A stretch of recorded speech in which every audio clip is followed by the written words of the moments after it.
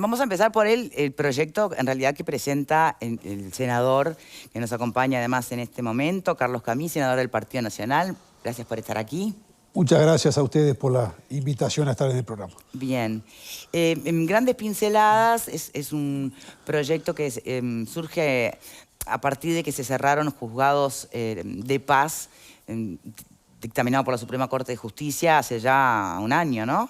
¿O cuánto? Agosto del pasado año, Bien. La Suprema Corte de Justicia determinó en una ordenada que 20 juzgados de paz del interior del país se suprimieran. En ese mismo mes, 8 o 10 días después, suspendió la decisión a partir de un planteo que realizáramos en el Senado, donde comparecieran los señores ministros, alertando de lo que significaba esto. Ahí vamos. Finalmente se cerraron 4, ¿no? En Uruguay pasamos de tener 135 juzgados de paz en villas, ciudades y pueblos del interior a tener 67. 68 se han suprimido. Bien. Bueno, vamos a tratar de entender por qué la importancia de esto y este gran título, que es el acceso a la justicia, ¿no? ¿Qué supone que hace la diferencia entre tener o no un juzgado de paz en tu pueblo, en tu zona cercana? El acceso a la justicia, yo diría que tutelar los derechos humanos. El Estado tiene la obligación de remover todo obstáculo normativo, social o económico que imposibilite o que dificulte el acceso a la justicia de los ciudadanos, fundamentalmente los más vulnerables.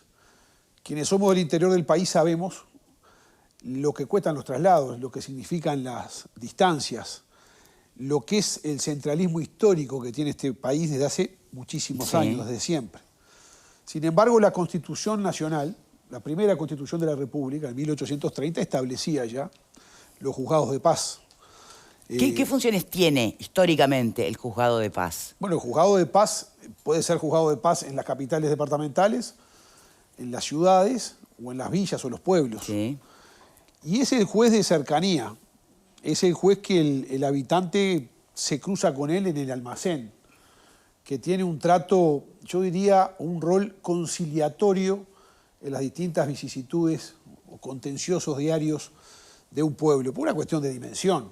Naturalmente que una ciudad como Montevideo de 1,5 millones de habitantes, las relaciones vecinales no tienen el mismo sentido que tienen en una villa de 2.000 habitantes, una ciudad de 5.000. Pero el proyecto en concreto propone ampliar las competencias de los juzgados de paz. Yo resumiría Por lo tanto, que, ¿cuáles son y cuáles van a ser? Sí, yo creo que el proyecto yo lo resumiría en 2 aspectos. Primero, reglamenta el artículo 248 de la Constitución de la República, estableciendo que es la ley quien puede suprimir o crear juzgados. No, que lo hagan los parlamentarios y no la Suprema Corte. Esto, de alguna manera, no solamente tiene el fundamento constitucional que le otorga a la ley esa facultad, al ser una norma preceptiva, tiene que reglamentarse, y eso va a garantizar que va a haber una discusión integral de cuán necesario es, o cuánto dificulta en una ciudad, en una villa o en un pueblo que se le quita el juzgado. El otro aspecto tiene que ver con un sentido doble. Le otorga más facultades a los juzgados de paz. A los existentes. A los existentes, y también con eso le quita a los juzgados letrados. Es decir, descomprime a los juzgados letrados que hoy tienen una cantidad de trabajo en muchos casos. ¿Y en qué le soluciona importantes. eso a la población de la villa que se quedó sin juzgado de paz? Y bueno, que distintos trámites, distintas gestiones, distintas acciones de acceso a la justicia que hoy no puede hacer, las va a poder hacer. Por ejemplo, ¿por qué? Va en temas, muchas de las cosas digamos, se definen por un aspecto de cuantía, se aumenta la cuantía. ¿Ah? Determinadas acciones ante la justicia que hoy se podían llevar a cabo en un juzgado de paz o no, en función del valor que tenía ese aspecto, hoy se amplían los mismos al modificar la cuantía. Se otorga la participación del juzgado en aspectos que tienen que ver con la guarda, con la tenencia, con la separación de cuerpos, con divorcios, con aspectos en el medio rural, por ejemplo, en un desalojo rural. Es decir, hay una enumeración en el proyecto de ley de facultades que lo que hacen es ampliar las competencias de los juzgados, porque uno de los motivos o una de las causas por los cuales durante muchas décadas se han ido acumulando los cierres de juzgados, se fundamentan o en poca actividad de esos juzgados. Porque porque las absorbe naturalmente los letrados. Sí, claro, pero ¿dónde está la dificultad? Yo le voy a poner un ejemplo. Uno de los 20 juzgados que se pretendieron cerrar, algunos de ciudades importantes, Nueva Albesia en Colonia, Bueno, justo veníamos hablando de Piriápolis en Maldonado, Ciudad de Rodríguez en San José, se trasladaba a Libertad. Yo le pongo un caso, bueno, distan prácticamente 50 kilómetros. Por ejemplo, no hay ómnibus de línea. Quiere decir que tal vez quien tiene un auto o una moto y la disponibilidad de tener el gasto, solventar el gasto para trasladarse, puede solucionar ese problema. Si no tenés, no vas a la audiencia y marchaste por no ir a la audiencia. La población más vulnerable, claro. el más pobre, se le dificulta. En otros casos hay que tomar 2 ómnibus distintos. Es decir, hay sin duda un tema conceptual. ¿Cuál es? En función de dónde vivo, accedo o no al derecho a la justicia. Sí. Y yo creo, entiendo, lo dice el Pacto de San José de Costa Rica, lo dice, bueno, tiene raigambre constitucional, el concepto de que el Estado tiene que remover cualquier barrera económica, social, normativa, que limite que ese ciudadano, por vivir en el interior del país, por vivir en el interior del interior, no pueda acceder a la justicia. Bien, pero senador, a ver, tanto la Suprema Corte, cuando tuvo que cerrar juzgados de paz, estos 4 que finalmente se cierran, como quien tenga la potestad de hacerlo el día de mañana, sea finalmente el Parlamento, lo que presentan es la excusa de la falta de recursos. Entonces, sí, no había, era una instalación que estaba subexplotada, que no había dineros para cubrirla, o sea, una cuestión de recursos económicos, básicamente. ¿Es necesario hacer un proyecto de ley para darle más actividad a los juzgados de paz? ¿O lo que hay que sacar son recursos para que realmente haya juzgados de paz donde tiene que haber, no se cierren más y trabajen? Yo creo que el Poder Judicial, desde hace muchos años, tiene un fundamento muy sólido en requerir más recursos. Yo estoy de acuerdo con ese concepto. Sí. Pero estoy mucho más de acuerdo anteriormente que no se puede limitar por ninguna excusa, esa tampoco, la limitación del acceso a la justicia de la persona. ¿Dónde está que quienes vivimos en Montevideo, en la capital de Salto o en la capital de Maldonado, tenemos más derechos o tenemos prioridad por un tema de disponibilidad de recursos de quien vive en Quebracho, en Malabrigo, en Tranqueras? No, eso está clarísimo, pero justamente bueno, pero no para se cierran garantizar... los recursos. Si faltan recursos, no se cierran en Montevideo. Se cierran en los pueblos más chicos. Bueno, no, justamente, que no se cierren. Bueno, justamente. Que aparezcan los recursos. Por eso es el proyecto. Pero le voy a dar un dato que me parece interesante, porque previo al proyecto de ley, tomamos en unos meses, yo tomé 2 o 3 iniciativas. Primero, consulté previamente a la Asociación de Funcionarios Judiciales, a la Asociación de Actuarios del Uruguay, a los todos magistrados, los colegios de abogados del interior, a la Asociación de Magistrados, a la Asociación de Defensores de Oficio. Consultamos la comisión que está tratando el tema, también a la Cátedra de Derecho Procesal. Fueron la doctora Clet y el doctor Valentín muy contundentes en el respaldo al fundamento y a la iniciativa propiamente. Y también hicimos un pedido de informes a la Suprema Corte de Justicia.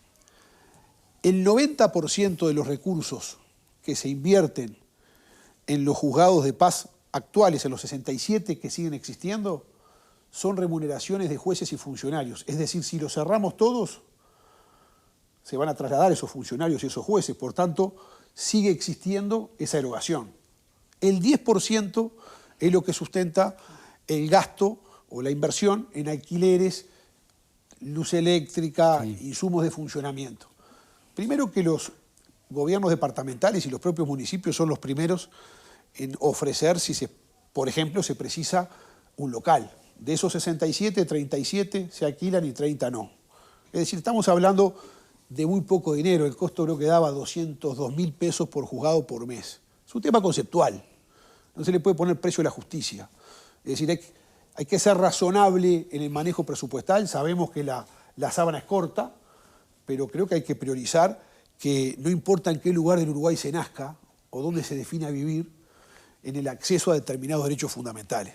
Entonces, el tutelar el derecho humano de acceder a la justicia, fundamentalmente para las personas más vulnerables, es un tema central, no negociable. Y por eso queremos garantizar con la ley que sea ese criterio el que prime cuando se toma la determinación de crear o de suprimir un juzgado. Bien. ¿Preguntas? Senador, se cerró prácticamente el 50%, de acuerdo a los datos que usted maneja, ¿no? Bueno, si se habilita la posibilidad a través de este proyecto de ley de nuevamente trabajar sobre los nuevos juzgados, ¿sería el mismo número? ¿Serían menos? Yo creo que lo que hay que hacer es evitar la sangría. No menos de Habrá que 67. analizar, yo creo que hay que ir analizando paso a paso. Por ejemplo, No prevé crear nuevos. yo me este voy a otro proyecto. extremo, Le voy a hablar de juzgado letrado. Ciudad de Plata no tiene juzgado letrado, tiene 45.000 habitantes casi. Seguramente que el corrimiento demográfico y poblacional hay que atenderlo también en generar nuevos juzgados. Ah, bueno. Pero a mí me alarma que en esa lógica se tome como concepto que donde hay pocos habitantes no conviene tener abierto un juzgado. Ese mismo criterio el Uruguay lo ha tenido históricamente y atraviesa gobiernos, atraviesa gobiernos. La lógica centralista atraviesa gobiernos. Para cerrar escuelas, para suprimir acceso del Estado. Y el Estado tiene que estar en todo el país. Y si eso tiene un costo o tiene un subsidio, bueno, justificará eso. Pero ¿por qué razón, si yo vivo en Montevideo, en Posito, en mi caso, vivo en San José de Mayo, en la capital de San José, por qué yo tengo derecho a tener un juzgado y no lo tiene Malabrigo, que ya se lo suprimieron, o Rodríguez, que se lo querían suprimir? ¿Cuál es el fundamento? ¿Que hay pocos recursos? ¿Por qué los recursos hay que priorizarlos primero donde vive más gente, en desmedro de donde viven pocos? Es un tema conceptual, de sentido de justicia. Y Bien. eso es lo que define el concepto de este proyecto de ley que estamos impulsando. Bueno, como Pero- concepto yo creo que es imposible no estar de compartirlo, acuerdo, ¿no? claro. El tema es cómo después ese concepto se trae a tierra. Entonces, en ese caso, ¿cuál sería el criterio? Porque si no es la cantidad de habitantes, alguien de otro pueblo que no tiene un juzgado de paz podría en todo su derecho reclamar, aunque tenga 2.000 o 3.000 habitantes, y nosotros también queremos. ¿Cuál es el criterio que establece el proyecto? Mire, la Constitución de la República la estamos incumpliendo hace un buen tiempo, porque la Constitución de la República establece que debe de haber un juzgado por sección judicial, Bien. cosa que no ocurre hace muchas décadas. Entonces, la lógica y el sentido común.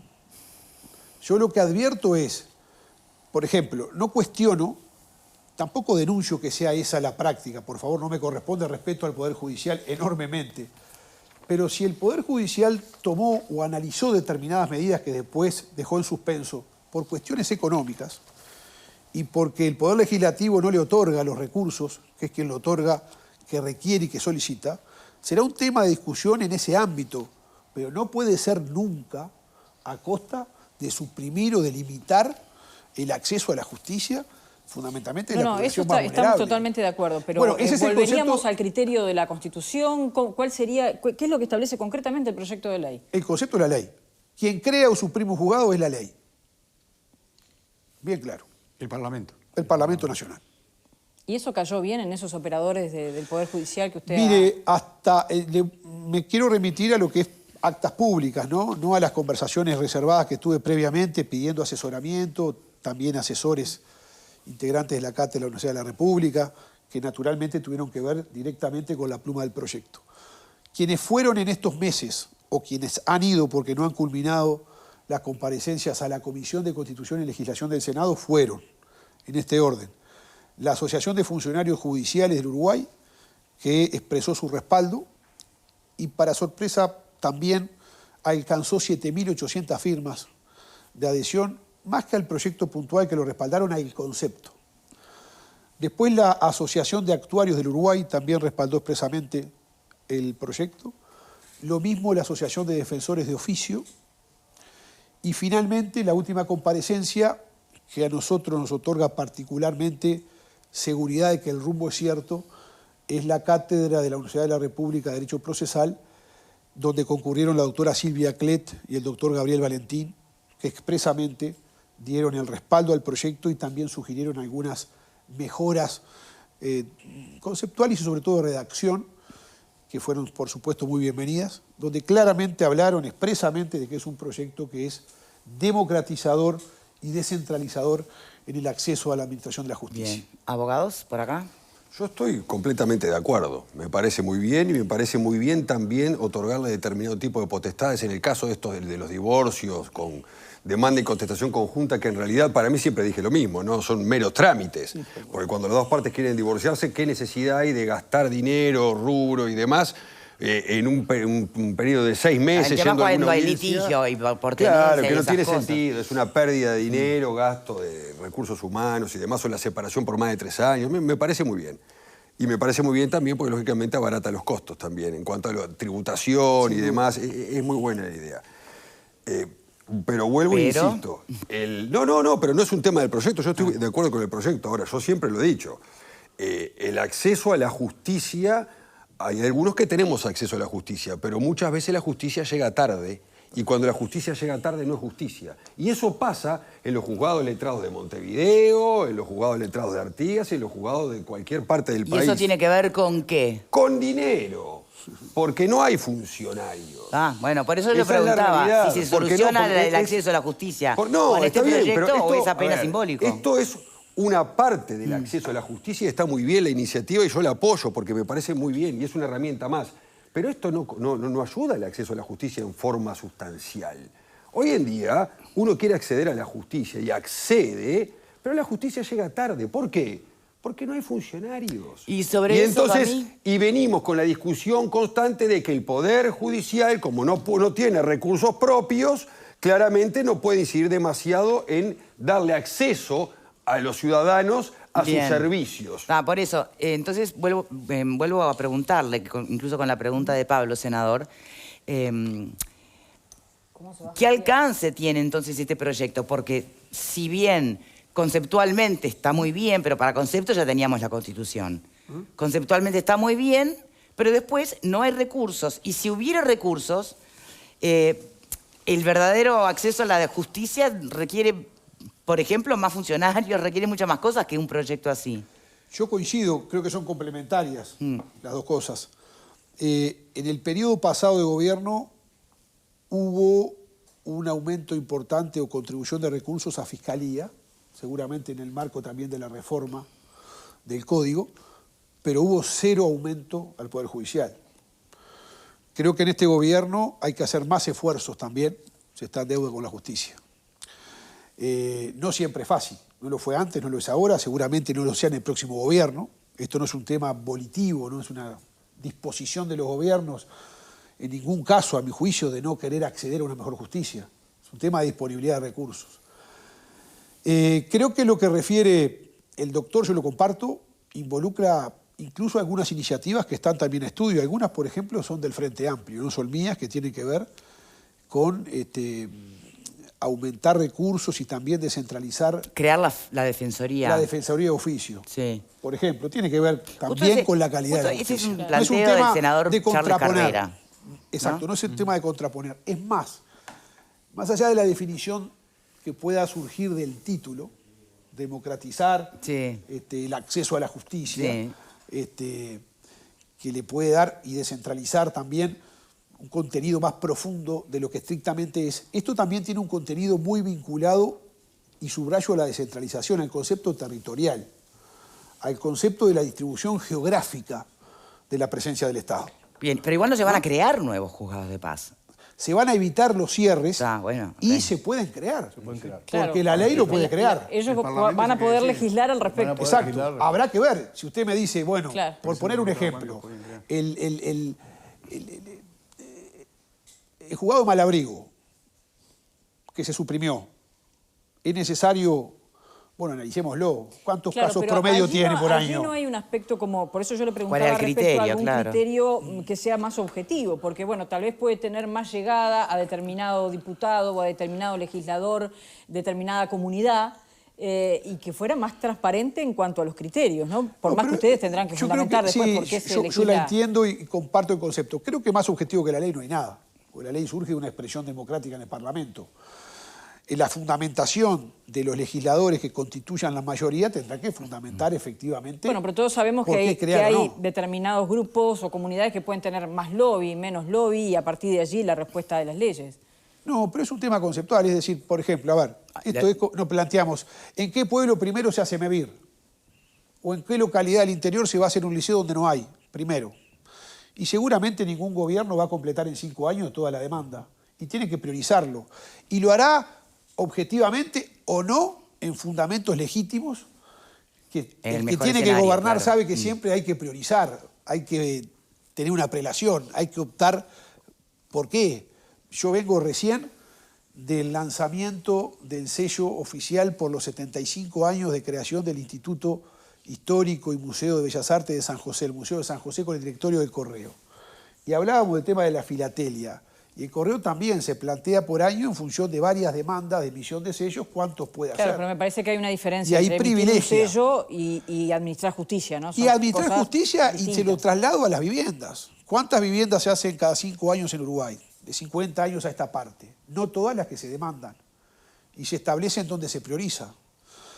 En todos los sistemas de construcción de vivienda, o construcción de carreteras, o construcción de nuevos hospitales. ¿A vos te gustaría que la respuesta fuese, bueno, mira, y se va a priorizar en los lugares donde, por ejemplo, haya más estadística o prevalencia de cierto tipo de delitos o conflictos? O la aplicación de la Constitución, en realidad. O la aplicación de la Constitución, que en ese caso no se necesitaría una ley.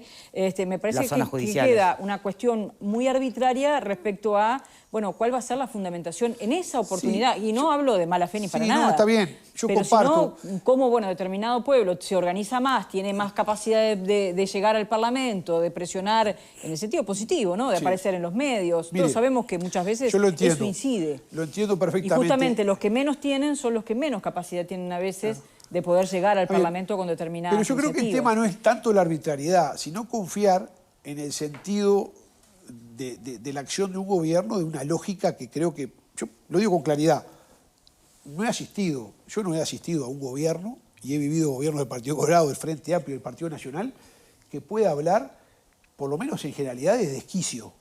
Hay una lógica. A veces, obviamente, no es la misma opinión. ¿Dónde está la ponderación?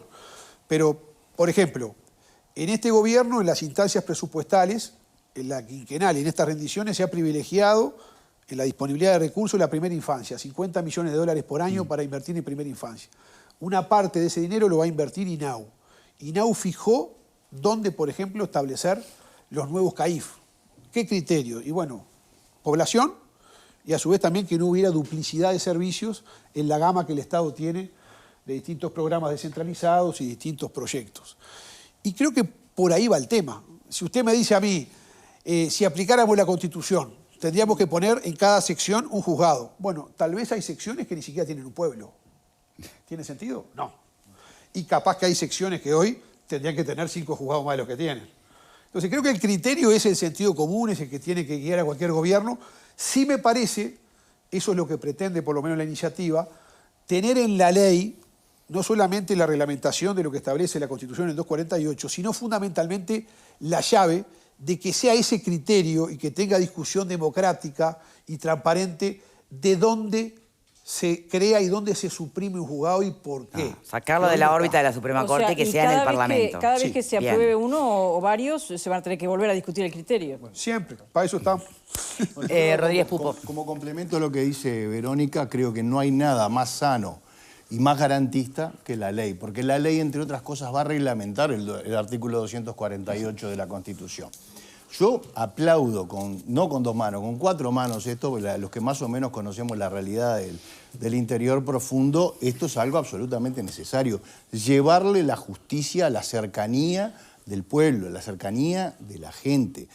Parece que viviéramos en 2 países. Acá hubo un proceso muy acentuado de descentralización municipal, muy acentuado, tan acentuado que a partir del momento en que se crearon las alcaldías, consejos vecinales, en 5 años creció un 50% la cantidad de alcaldías. Entonces, eso es un incremento en los presupuestos de muchísimo dinero. Yo me acuerdo que en ese momento hice el cálculo, hablaba de algo como 60 millones de dólares que le cuesta al país por año mantener toda esa infraestructura. Fíjate vos, y estamos hablando de incrementar el poder de las alcaldías en cosas donde los alcaldes ni siquiera tienen el manejo del presupuesto a su mano, tienen que pedir permiso siempre a las intendencias. Si invertimos todo eso como sociedad, ¿cómo no vamos a invertir en justicia, en llevarle la justicia cerca de la casa de las personas? Me parece fantástico. Lo que sí le veo al proyecto, lo leí todo el proyecto, a mí me parece con mucho espíritu crítico, espero que usted me disculpe. Se lo agradezco. Me parece que le falta una patita que es que seguimos sin entrar de lleno en esta sociedad, que es el habilitar los institutos de mediación y conciliación, la autocomposición de intereses para que justamente aliviar a la justicia. Porque entre otras cosas, lo bueno del proyecto suyo es que tiende a aliviar a la justicia formal, a donde está centralizado lo tiende a aliviar. ¿Por qué no entrar en los famosos institutos de mediación y conciliación para que pueda haber un porcentaje de cosas que se lleven a la justicia privada? Yo estoy de acuerdo, me parece que es una iniciativa interesante. Le agradezco y le voy a tomar el guante. El proyecto está en este momento en una etapa precisamente en la comisión de trabajo, creo que es la más fructífera en el proceso de consagración de la ley, que es donde se modifica, se escucha, se propone. Esta fue una pretensión primaria que pretende restaurar, desde el sentido de justicia, corregir una injusticia que se agrava cada vez más en el interior. Quienes somos del interior del país sabemos que el Estado tiene un brazo corto en este país desde hace décadas. Inclusive el proceso descentralizador al que usted alude, bienvenido desde el punto de vista político, pero la única descentralización real es descentralizar la caja fuerte. No hay otra.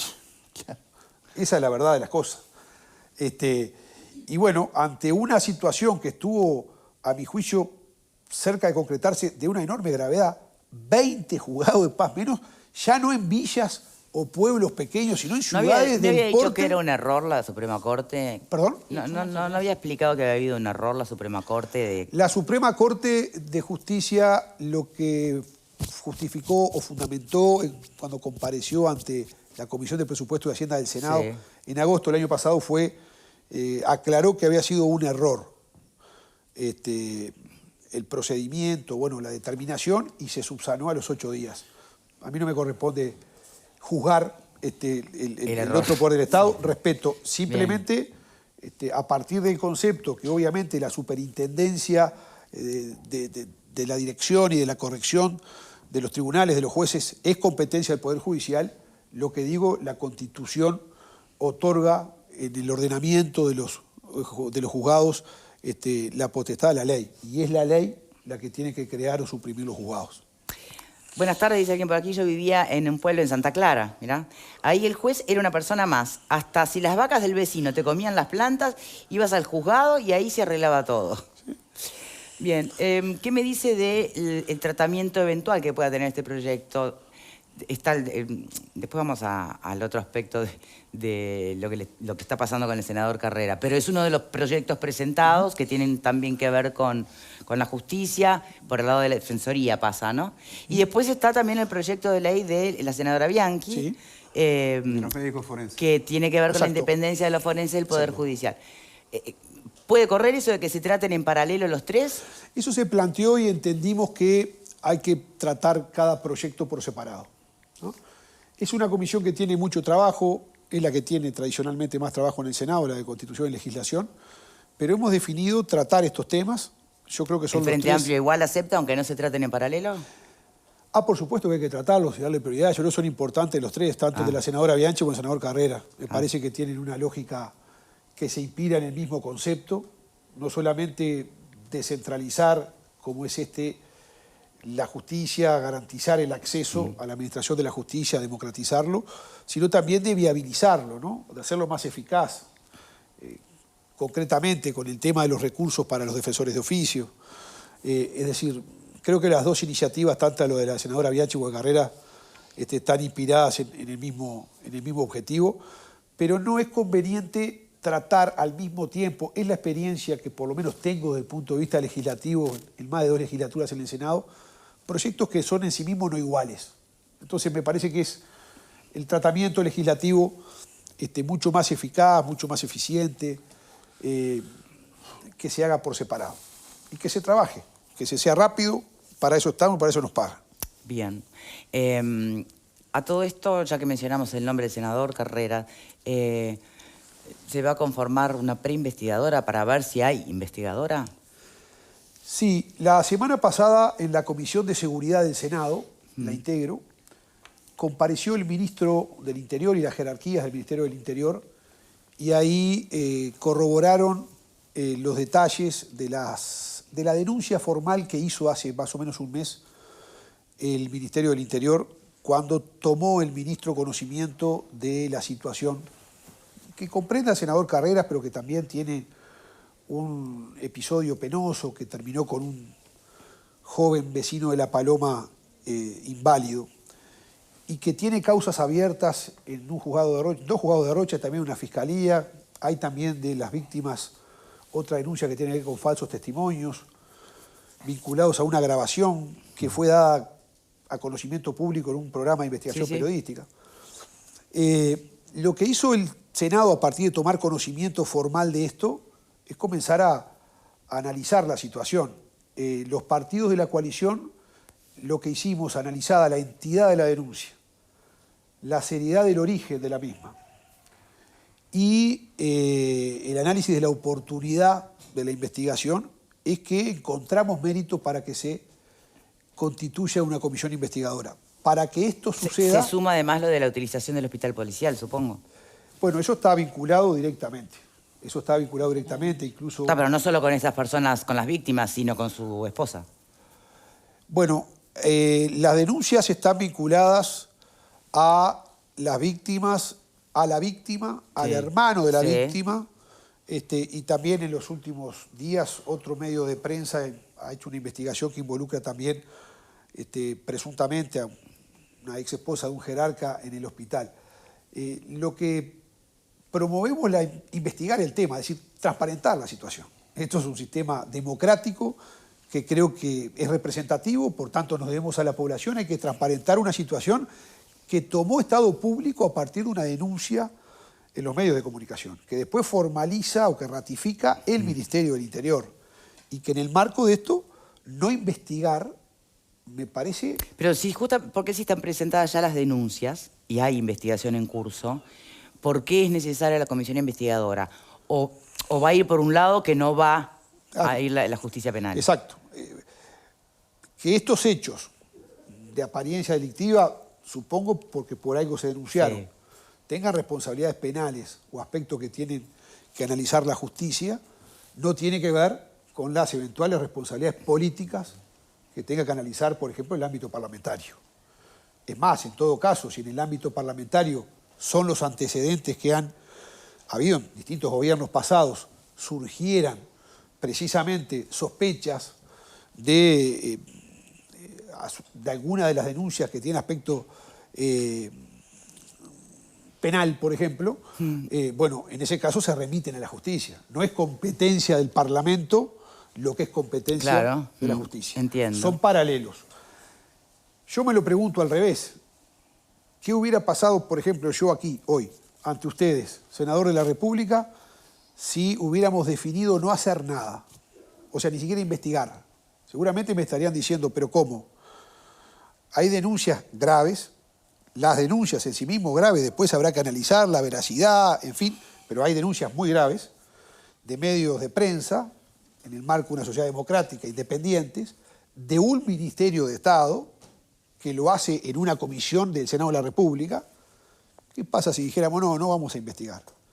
Que todavía tiene el plus de que está en parte de esta denuncia involucrado hasta un senador de la República. Entonces el propósito es transparentar y también dar garantías. Y supongo que tampoco es inocuo el hecho de que sea el propio Carrera uno de los grandes críticos que ha tenido el oficialismo, sobre todo en temas de seguridad, ¿no? Bueno, a ver... O no tiene nada que ver. No, descarto que no. Digo, por supuesto que yo lo descarto, pero tampoco se lo puedo atribuir a los demás, no sé. Está bien, está bien. Pero pretendo descartarlo. Es decir, acá hay hechos, tampoco se tiene que jugar personas, a mi entender. Hay hechos denunciados y lo que hay que analizar, acá rige el artículo 120 de la Constitución de la República, la ley 16.698, el artículo 10 y el artículo 144 del reglamento del Senado. Está arreglado claramente ante una situación de este tipo cómo hay que promover con todas las garantías, con la objetividad y con la seriedad que se requiere el proceso. La denuncia requiere de una comisión preinvestigadora de 3 senadores que tiene un término de 48 horas para expedirse si tiene la entidad y la seriedad, el origen de la denuncia. Pero y hace la ¿esa oportunidad de preinvestigadora investigar. ya se formó? ¿Ya está en No. ¿cuándo? Próximos días se definirá la presentación de la denuncia, que tiene que ser también muy concreta, muy específica. Y en ese caso, ¿la denuncia puede ampliarse a ir a lo que usted decía? Bueno, ¿por qué todavía está impune ese delito de esta bala que deja a esta persona en La Paloma en esta situación? ¿Qué pasó con los oficiales de policía involucrados en la investigación? ¿Se va a ir por ese lado o es solamente el uso del hospital policial a cargo del hoy senador Charles Carrera? Yo creo que hay que ir a un sentido amplio, porque no sabemos por qué sucedieron ciertas cosas. ¿Está vinculado o no está vinculado? ¿Puede no estar vinculado lo acontecido de dar la asistencia irregular a estas personas que no eran policías cuando son precisamente las víctimas de una bala que salió de una fiesta vinculada a jerarcas policiales y que al día de hoy no se sabe quién fue y que faltaron presuntamente procedimientos en el tema según lo que se ha señalado? Bien.